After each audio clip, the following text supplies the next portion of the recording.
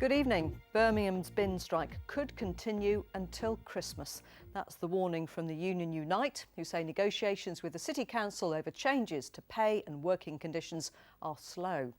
Birmingham City Council insists the changes are needed and has accused the union of holding the city to ransom.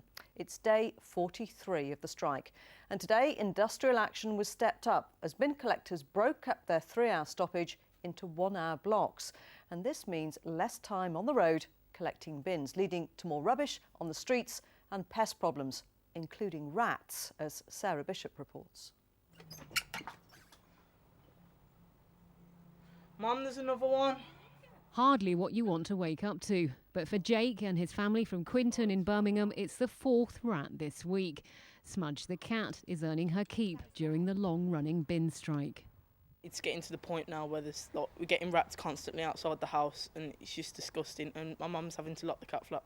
Up the road, and Conservative councillor Deirdre Alden is seeing for herself the impact of 43 days of industrial action. She's wondering why the Labour leader John Clancy hasn't been publicly addressing the problem. I'd say come out, put your head above the parapet, be prepared to talk to people, be prepared to listen to their complaints, and be prepared to do something about it. Until late this morning, the council was saying that positive negotiations were continuing. But then, at lunchtime, things stepped up again as Unite announced it would be balloting its members on whether they want to continue with action past September the 21st, possibly until Christmas. Well, you hear them.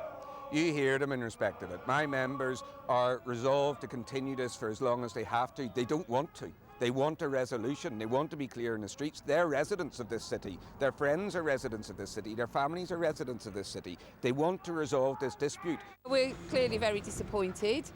We've been informed that that's a proposal to ballot on that proposal. But we are still in conversations and discussions. The councils say they've managed to clear over 3/4 of the city with agency staff.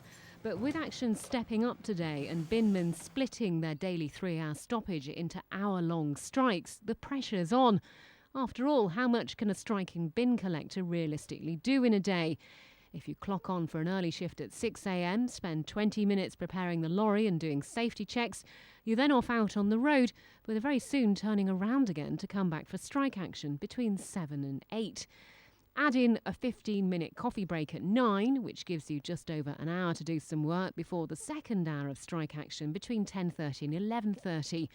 Half an hour for lunch between 12 and 12:30, then strike action between 1:30 and 2:30.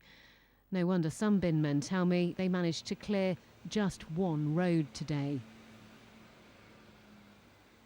And Sarah is in South Birmingham for us this evening. So, Sarah, what happens next?